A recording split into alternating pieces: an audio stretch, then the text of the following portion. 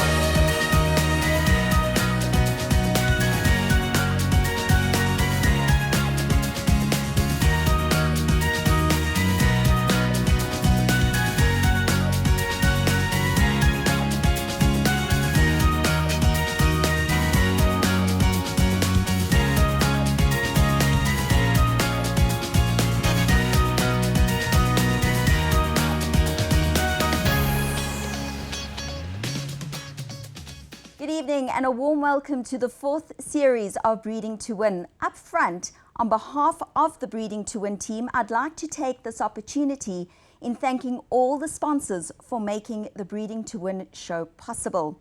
Well, we're back off a fantastic Vodacom Durban July weekend. Let's take a look at what you can look forward to on tonight's show. We look back at the highlights from the July weekend, starting with the KwaZulu-Natal yearling sale. We look at the closing stages of the Grade 1s from Greyville. We join the team at Rathmore for their Stallion Day. We feature William Longsword.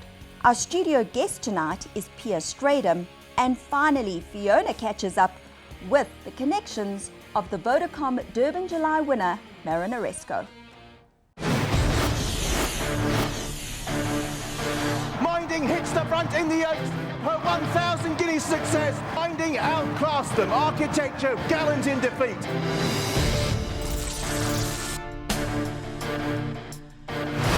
It's coming with a challenge and moves through into second. And it's Tarzan who has won the Investec Derby.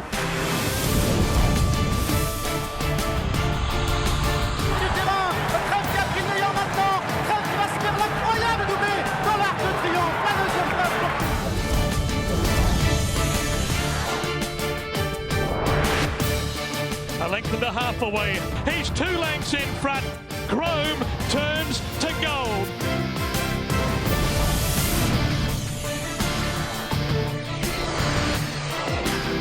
Smart Call wins the Jambi Mid.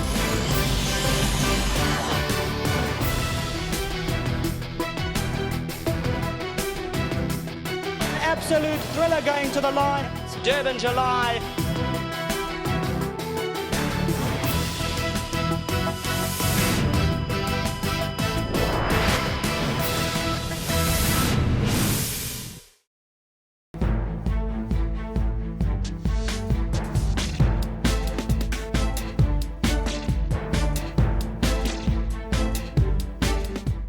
The KwaZulu-Natal yearling sale once again took place at the Sibaya Casino last Thursday the 29th and Friday the 30th of June. A colt by Twice Over topped the sales, going through the ring for 800,000 rand.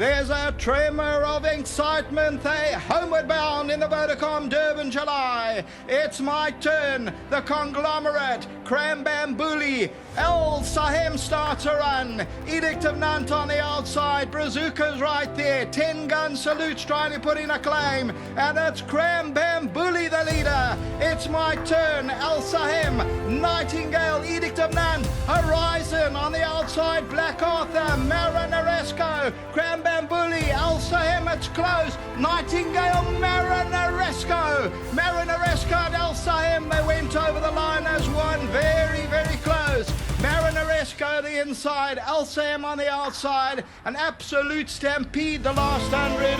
We'll go back to that slow-mo replay. Marinaresco, the pink sleeves and the blue cap. And El Sahem is on the outside. Krambambuli between the two. It's my turn. Marinaresco and El Sahem. Marinaresco, pink sleeves and the blue cap. An absolute cliffhammer. El Sahem nearest us. They're going to get the nod now. Marinaresco on the Vodacom Durban July. Louisiana as they turn into the home stretch.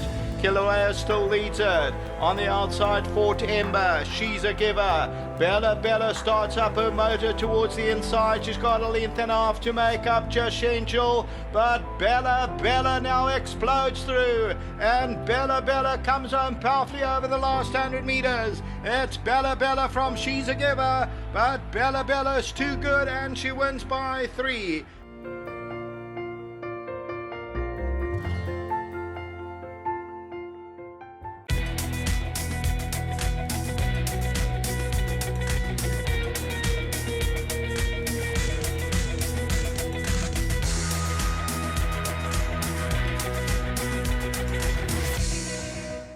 Well, Fiona Ramsden took some time out to catch up with this year's Vodacom Durban July connections out at the famous Vasco's.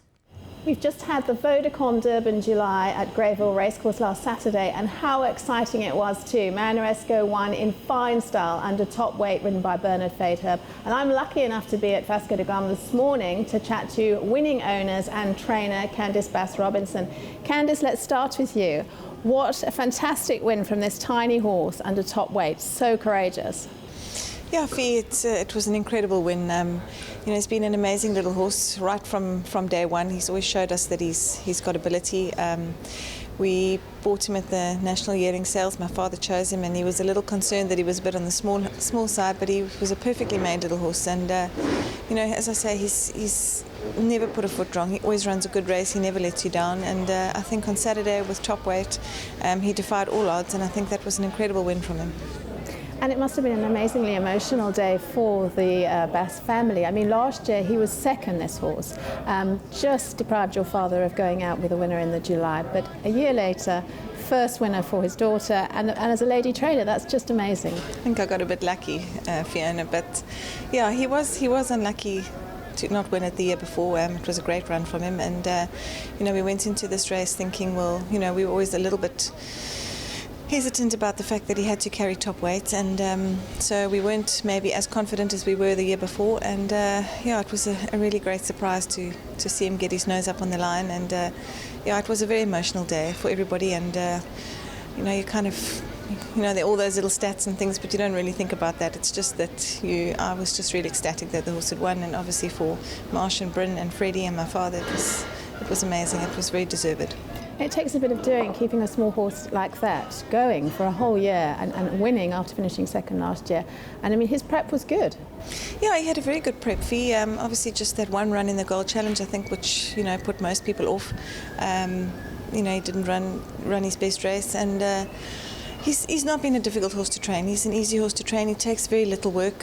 He doesn't take much at all. He keeps himself pretty fit.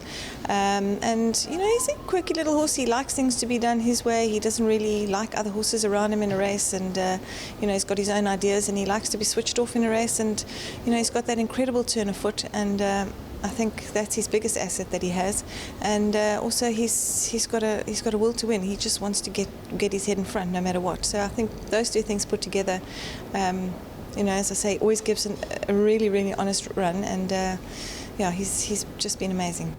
And a wonderful team behind you. You have Robert Fadeherb, who's looking after him in Durban, and the groom, everybody involved. It's just a fantastic team. Yeah, no, Fee, without them, none of this is possible. Robert's done a fantastic job in Durban. A lot of pressure on him going into the race this year, and he did a very good job.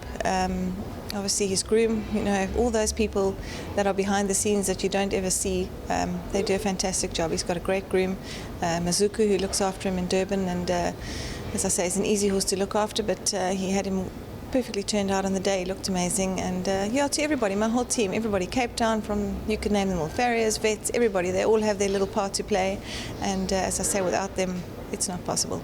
And it was wonderful. You had all the family there to support you and take the limelight and be in the pictures. That was very, very special. Yeah, no, well, they're always there. Every race meeting, every big race meeting, and everybody's always at the races as far as my family goes. And it's great support from everybody, and yeah, it's wonderful.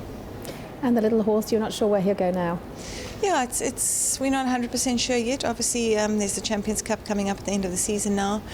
He will be nominated for that. He took his run very well in the July. They always say it's just that one step too far. He doesn't really need to do much more after having won the July. He could possibly go home and campaign the summer season. But he's taken his run well, and there's no reason why he can't run in the Champions Cup at the end of the season. So we'll nominate him, and we'll probably make a decision by next week. And being your first July, having runners under your own name, you had a fantastic run. You had two other runners in the race, finished well up there, so it's great. No, Fee, they both ran, all three of them ran really, really good races. Horizon, an up-and-coming 3-year-old, he's a magnificent looking horse, and he was obviously a little bit of a contentious horse not getting into the race, and I'm pleased that he got a run. He didn't have the best draw on the day, but he ran a fantastic race. He sat way off the pace and turned for home, and he made up a lot of ground, so I think he's certainly a horse for the future. And Nightingale, what can I say? She really ran a cracker. I thought maybe she had a kilo too much on the day to carry. But even with that extra kilo of weight, she ran a fantastic race. They both finished within half a length of Marina Resco, and she's been a fantastic filly this season too. So I'm really proud of all three. And it was fantastic. Thank you, Marsh. Let's move on to you. What a fantastic day! And you must just be kicking yourself to have yet another great horse in those colours of yours. Yeah, I've had a few, right, Fiona. We're very thrilled. I'm very blessed. It's been, I've only owned horses for about 5 years, and I think I've had 5 Group 1s, and just checking after this win, I think we've had about 111 listed and graded winners, which is quite a record. So I have reason to be very blessed, and if I never have another graded or listed winner, I should be grateful. But in saying that, yes, we do put a lot of financial support into the game. I've got wonderful partners, particularly Bryn, wonderful trainers, Candice, and in saying that, Robert's been a huge help in Durban. And of course, Mike's hand, you can always see his hand behind and support of Candice. But Candice deserves every accolade for this. It's truly, it's a teamwork at its best, but certainly Candice is right up there. And not to forget the little guy. I mean, he's been a revelation. I said to Mike when we bought him at the National Sale, I said, Mike, is this horse big enough? And I've changed my opinion over the years, because I always used to buy big, strapping, flashy horses, and over the years I've realised big is not always best. And Mike gets his way when it comes to buying horses, as far as I'm concerned. If he likes a horse, we try and go all out to get it. He'll stop us along the way and say, we should stop bidding now. And then we try and fire a bit harder and get that horse, because we believe in him. And obviously Candice also now involved in the selection process. We get to select a few ourselves as well.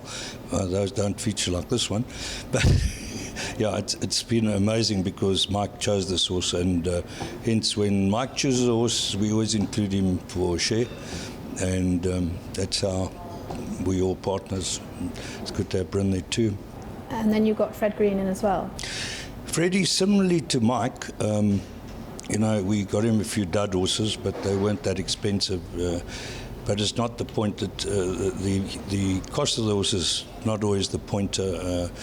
It's the ability. You can buy very decent horses for next to nothing, as we know, and they can turn out to be Group 1 winners. But Freddie had 2 duds, and we included him in a horse we thought could run. That was about 2 years ago, just before he went into the Winter Series. So Freddie got very lucky, but he's a Hammy's boy, and this is what we're all big mates, and this is what it's all about. We race 99% of our horses in partnership, not just us, but various partnerships. So we enjoy racing that way, and you meet a lot of lovely people, and we generally race with good friends, and some become good friends. So that's how Freddie got into it, and we're happy to have him there because he's a very close friend of ours. Marsh, we've chatted about the race itself and what a wonderful day it was, but we can't forget the breeders. Maritzfontein bred this little fellow, and they were there to celebrate with you. Yes, indeed, they were all there. Jess Slack, and don't forget Mary and Stephen Jill, and of course that great stud master, I love him dearly, Guy Murdoch. He's so valuable to them, believe me. It's been an incredible breeding feat by them, and they got so many decent horses, Smart Call, and going back all the stallions and Horse Chestnut, thinking of the old Lady Oppenheimer and so on. But yes, you can't leave the breeders out. They were truly tremendous, and they really, Jess loves the horses, is always SMSing me, well, more like WhatsApp, but yeah, and always inviting us to the farm, and hopefully we'll get up there one day, Jess. But they're absolutely tremendous. They breed a great horse, and they're great mates. Yeah, it's marvellous for the breeders, and it's lovely that they actually keep an interest in the horses going forward. Yes, indeed. During the last sale, there was a horse that I particularly fancied, but came up very late. And in fact, Mike also and Candice here marked the horse. And they came across to me and they said, you know, would you guys like a share, because they'd bought it back. And yes, they love the fillies, obviously, for breeding purposes. And it's always a great pleasure, as I said, to be involved with Jess, because she's always on WhatsApp. She never misses a trick. And yeah, she's just wonderful to race with. Yeah. I saw her there immediately after the race, and she was thrilled to bits. It was great. Never changes, always the same. Gets a huge thrill, and that's what it's about. It's a great game and great people. And that's why we race. We love this game. Well, you've put a lot into the game. You certainly deserve it. And you've come a long way as a family, really, with the Bass Robinson stable. Oh, yes, we are family. Just include Bernard in that, and Bernard's brother, Robert. As I said, I can't say enough about Robert for this win as well. But Bernie is much like a son to us, and that goes for Bryn as well. And he's sponsored by Bryn, by the Vasco. So, you know, it was difficult choosing him to ride the horse, but eventually we settled on him, the old firm, the old Pocket Power firm. And well, he came through for us. What more can I say? You know, I think again, I reiterate, it was a brilliant team effort. It came from everywhere. Everything, as you know, in the July has to be perfect. And on the day, it just came together so well. We all had our doubts after the Gold Challenge, very substandard run. And to Candice's credit, she said, put a line through the run.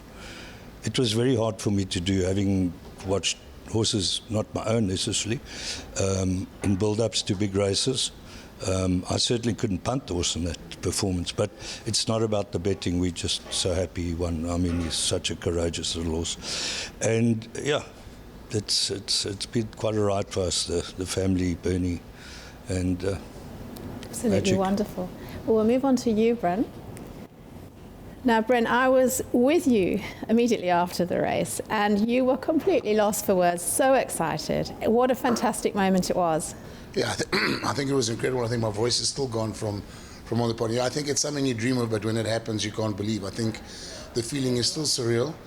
And I think, as both Marshy and Candice have said, I think if we're all honest with ourselves, with him being such a little fella and carrying 60 kilograms, for him to do what he did, I don't think we thought that was going to happen. And in fact, I think there were a lot of people that didn't even at the end realize he'd won it, because I think where he was at the 300-meter mark to where he came from was fantastic. And I think with all that weight on his back for such a small horse, I just clearly remember him sticking that little head out and trying his hardest at the line. Yeah, I think like what I think Canis and Marsha have said. I mean, he's definitely a winner. It's just a pity he's not running in the Hammies colours, because I mean, Hammies are winners and Marinesco's a winner. But somehow Marsha gets the good horses in his colours. But jokes aside, I'm joking aside. I think it is a dream come true, not just winning it, but I mean the fact that even when we put the colours up in I think it's the view room or the chairman's room, it was quite moving, because where Marinesco's colours were put up, it was right next to Pocket Pies colours when he won it in 2008. And as I say, I mean, I think it's been a dream for everyone. And again, we're truly blessed, so we're just very grateful. And of course, Vasco sponsors Bernard, which is great. I'm sure there'll be many celebrations going on here with Bernard as well. Absolutely amazing. You've had a great involvement with Bernard. He rides for you. He's doing well, really riding out of his boots at the moment. Bernie's, as Marsha said, I mean, I think we started, well, I really got to know Bernie from the days of Auto Winter, okay? And I think from then on, he's been part of the family, our little wild child, but I mean, he's got a heart of gold, and when Bernie's at his best, I don't think there's anyone who can beat him. And I think on Saturday, he not restored his faith, but he, a lot of people had a lot of things to say, and I think, Marshy and Canis know Bernie from a long time, and they believed in him, and that was the right call. I mean, I think he rode a hell of a race, so I think, thank you, Bernie. I know he's won it before, obviously in a dead heat, but I think his first words were to me, I've finally got a July outright for myself. So I think he was very chuffed on the day too. Yeah, I think it meant a lot to a lot of people, and I mean, especially I think Bernie was feeling the pressure from his previous run, where maybe he didn't use the right tactics. Everyone afterwards can be very clever and very critical. So I think he probably felt relieved. I think he felt relieved. He was happy. I mean, I think there was a lot of emotions going on that day. And you couldn't be a better bunch of owners. You have so much fun together, and as I just said, it's like you're a family, and to be together there at the July on Saturday was just awesome. That was fantastic, and I mean, as everyone said, I mean, we have all basically become good family friends. I mean, Marsha and I go back. We've known each other for over 30 years. I mean, Steve and Freddie also, it's over 30 years now. That involvement all comes from the Hammies Rugby Club. And then, my involvement with the horses started here in Vasco, so I'm very privileged and blessed that we're actually doing this interview here, because if it wasn't for the Vasco, I wouldn't have got involved in horse racing. Well, Vasco's a lovely restaurant. The food's good, I know from previous times, and I'm going to enjoy some lunch in a moment. But also, you get the racing crowd here. It's a great spot in Cape Town. We are also very grateful, because we get a lot of support from the racing crowd and community, and we were very grateful to Teletrack, because they installed the Teletrack channel here, and so we benefit, and you get a lot of people who come here who enjoy the racing, so the same like-minded people. I can imagine on Saturday in your absence, the roof must have been coming off here. I believe they did have a good party here, and I think there's still many more to come. Bren, apart from your fabulous winner on the day, what a great day July day was. It was beautiful weather, great sponsors again in Vodacom.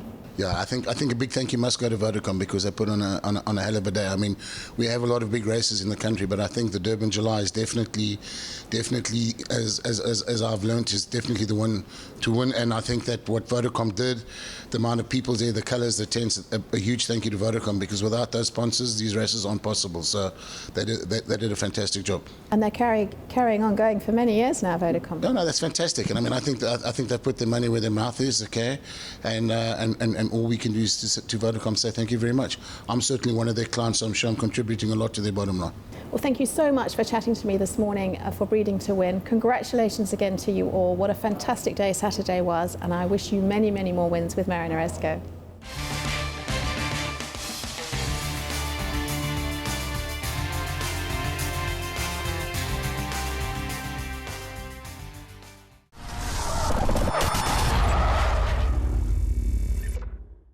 The Rathmore Stud held their 4th Stallion Day out in the beautiful Midlands. Our Breeding to Win team joined all the action and bring us this report.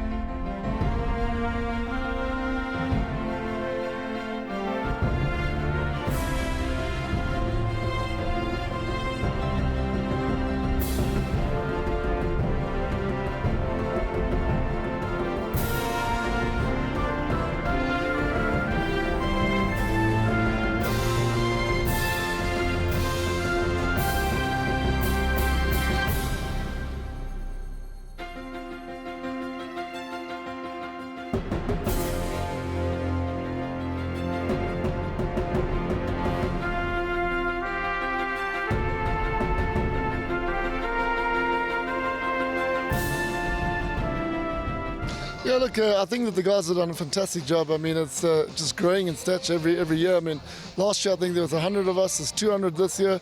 Nice to see a lot of the Cape breeders having a look. He's an awesome stallion. I came here last year and my son had a very good filly that had won 3 out of 5 races and did a tendon. And I said, I didn't know what I was going to do with her. And after seeing Noble Tune last year, I decided to send the mare to him. And the best foal we've produced at Woodhill this year is a Noble Tune, and it's amazing. She's a lovely, big, strong, strapping filly, especially for a first sire. First season, I should say, mare. So I'm really chuffed about that. He looked an absolute picture, and as you know, he's been well received at the sales. I was managed to get a very nice colt that I persuaded the guys to buy for me. He was lot 44 that they spoke about at the national sales. So he's a cracking colt, and I managed to secure a beautiful filly from the Ford stud. We absolutely stole her. It was a buyer's market, and she's out of a Jetmaster mare, and she's quite a big, tall filly. She looks a lot like Jetmaster, but with these traits, because he's got the most amazing temperament, and so has all his progenies, which is great. So yeah, I'm very chuffed with him, and I wish him all the success they're going to have with him. I know he's got a good book of mares, and I know they'll do well with him. He's a lovely stallion. I must say, Michelle, I'm absolutely amazed. It's a wonderful turnout, and all people from all the spectrums of racing, and it's been a super day. I really enjoyed it. Yeah, I must say, he's impressed me. I sort of seeing him for the first time today. I can see that he's stamping his progeny.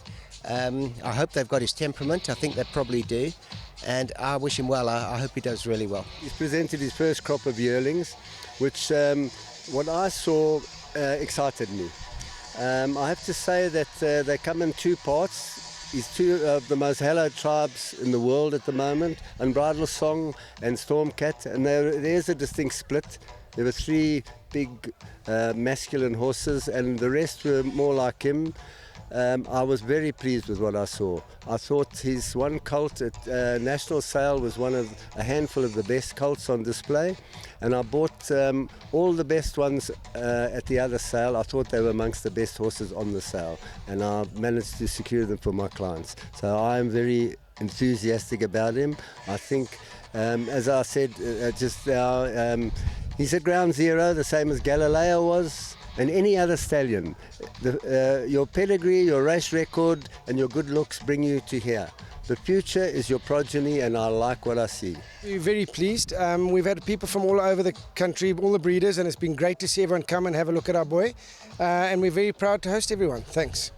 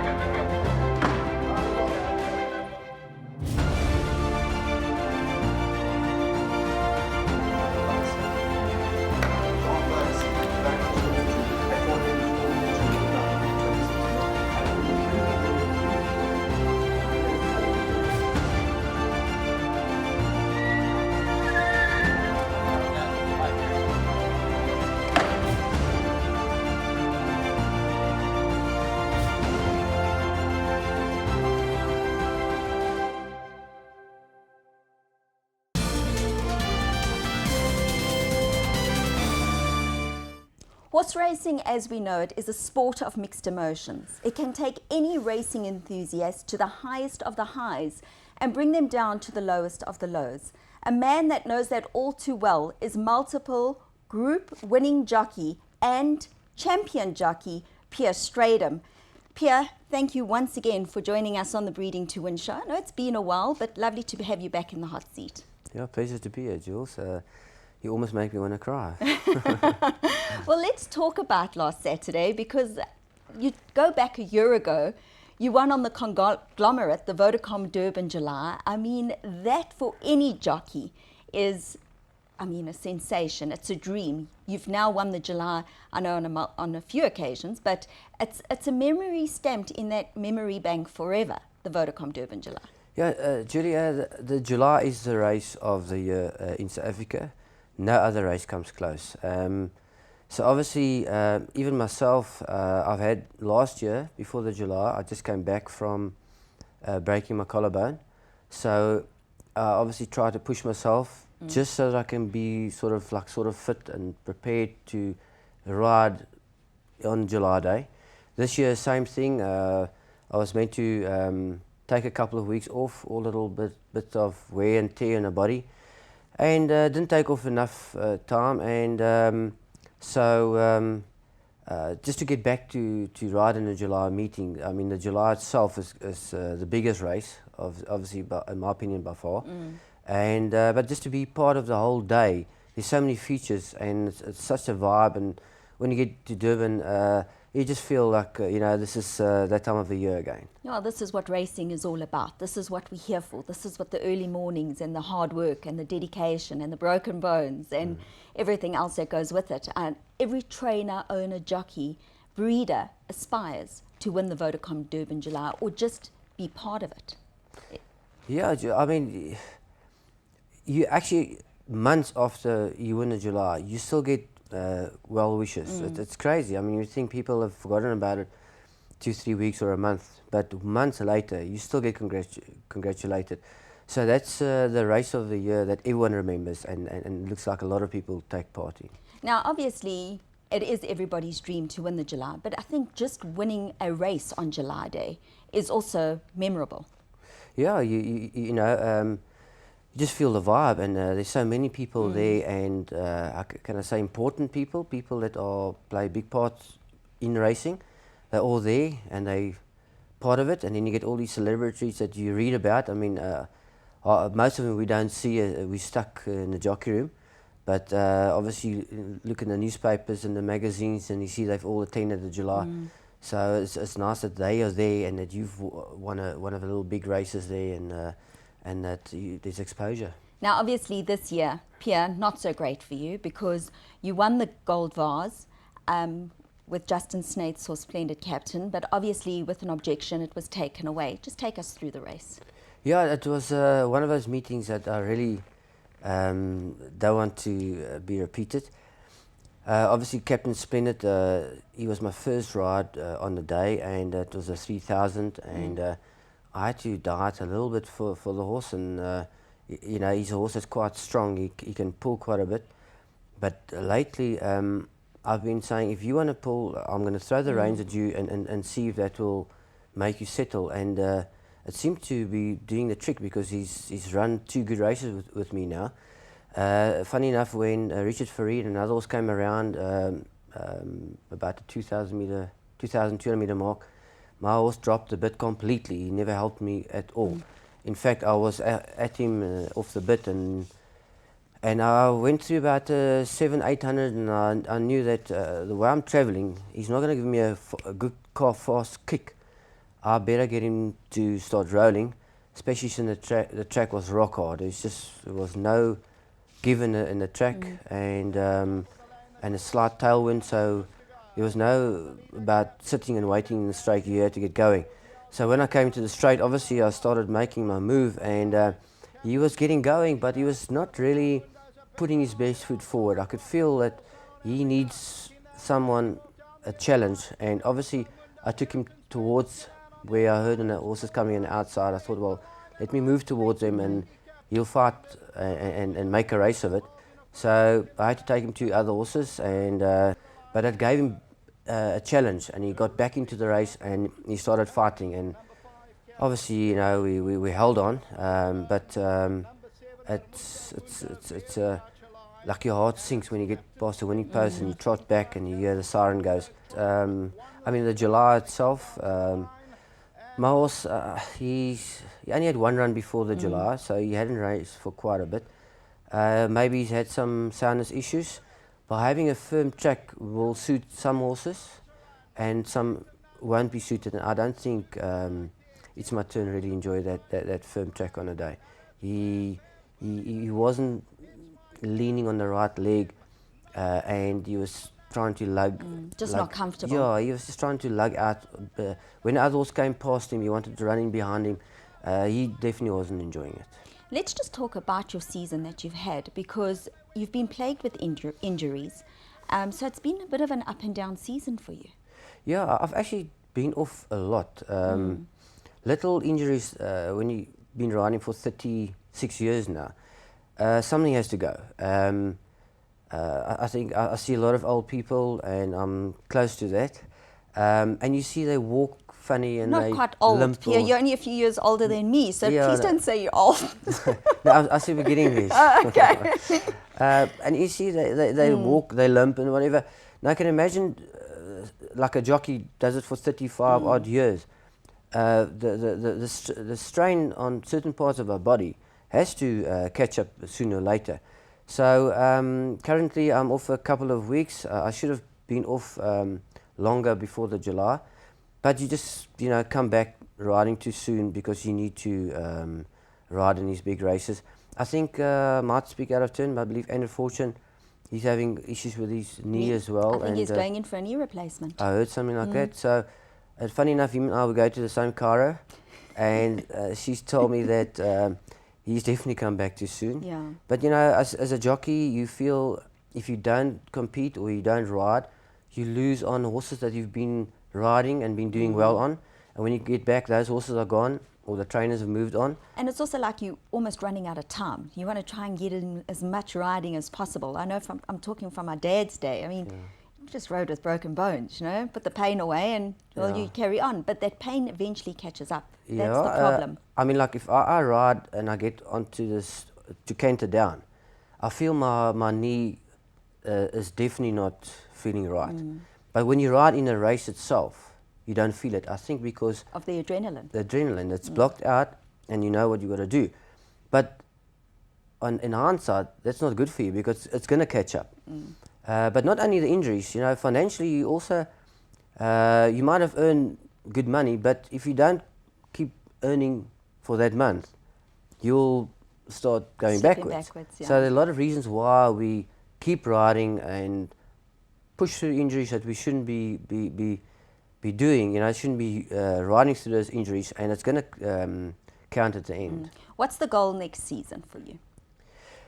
Look, Jules, the and last... the future. I mean, looking towards the future. As you said, you're getting older now.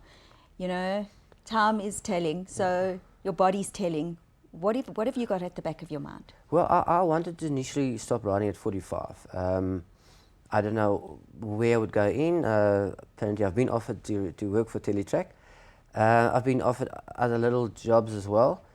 But 45 is where I wanted to draw the line. But then... you saw Jeff Lloyd. I'll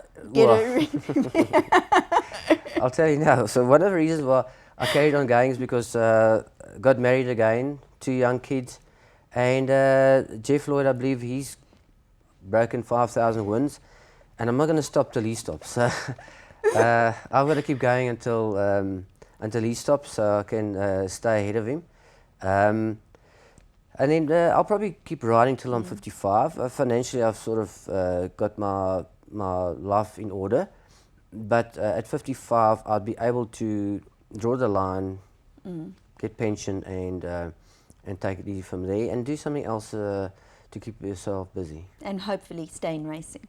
Yeah, I probably would, because all people in life have got their own little niches where they're good. I'm good in certain things in racing, and so I'm going to keep going in what I know. Pierre Strydom, we wish you all the best with your future. We're hoping to see you back in the saddle soon, and hopefully those injuries clear. But once again, thank you for joining us on the Breeding to Win team. Pleasure, Jules.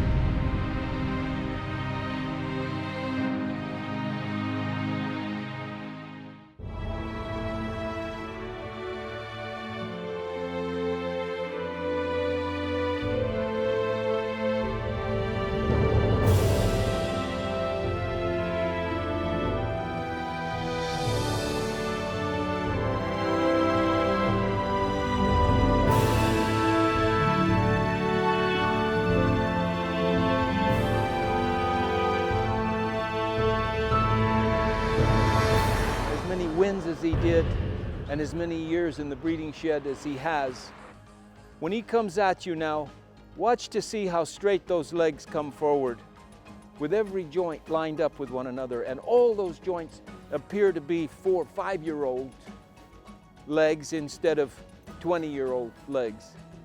You got to be proud of that genetic makeup. And it portends well for his offspring and how effective they will be over the long haul on the race courses of the world. Silvano, champion.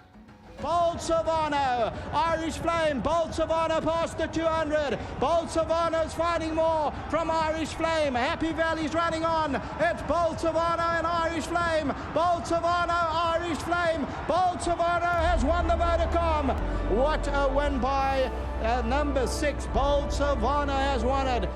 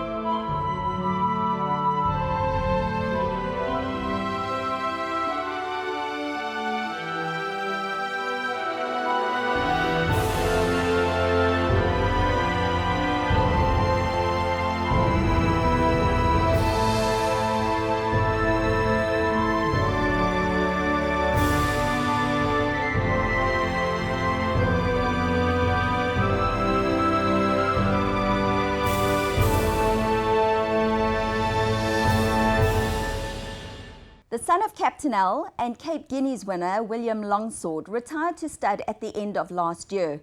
He stands at Claverflay Stud and hopes are high that he will be following in his father's footsteps.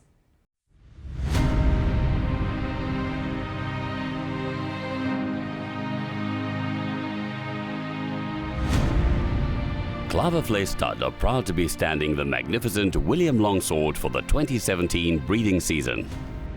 William Longsword made a big impression early on when fetching 2.2 million rand at the 2015 Cape Premier yearling sale and was the top colt sold at the sale by Captain L. Sent into training with Vaughan Marshall, also the conditioner of Captain L, William Longsword quickly made his presence felt. After running third on debut, William Longsword reeled off 3 wins on the bounce before ending his career with 3 more successive victories. This winning sequence, including a triumph in the Grade 1 Grand Parade Cape Guineas, a race won previously by the great sires Captain L and Jetmaster, where William Longsword defeated 9 individual graded stakes winners, including dual Grade 1 winner Edict of Nantes and Grade 1 SA Classic winner Heavenly Blue. The colt ended his career in a blaze of glory when he triumphed in the $500,000 CTS Mile on Sunmet Day, where William Longsword beat such high-class Grade 1 performers as Just Sensual, Safe Harbor, She's a Giver, as well as dual Guineas winner Janubi and Winter Series winner African Night Sky. He ended his career having won 6 of 8 races and banked more than 4.9 million rand in prize money. I think if he stayed in racing, he probably would have gone on and won a lot more races and could have gone in and be one of the best in South Africa. I thought there's not one of the 3-year-olds that I think would have beaten him, and at the end he was ready to take on the old horses, but the decision was made for him to go to stud, and I think for the stud book in South Africa it's a fantastic thing. He'll definitely carry on, I think, as his dad did, Captain L, and give us some nice progeny to ride in the years to come. William Longsword has a pedigree to back up his superb race record. He is one of the very best sons of champion sire Captain L, who has once again enjoyed a tremendous season in 2016-2017. This season alone, Captain L has been represented by 13 stakes winners who have won 17 black type races, including the Grade 1 winners Captain America and Carry On Alice. Klaver Vlee's latest sire is equally well bred on his female side, a half-brother to Grade 1 City of Pietermaritzburg fillies sprint winner Real Princess. William Longsword's other winning siblings include this season's smart 2-year-old Silver God, himself a R2 million buy from last year's Cape Premier yearling sale. A half-sister to William Longsword set a new record for a Klaver Vlee farm sale when fetching R1.5 million at the 2017 farm sale, confirming Pagan Princess's status as one of the best broodmares around, a huge candidate for Equus Broodmare of the Year. William Longsword's first 4 dams are by such top sires and broodmare sires: Fort Wood, Dancing Champ, Royal Prerogative and Drumbeat. And he certainly appears to have everything required to make a truly outstanding stallion.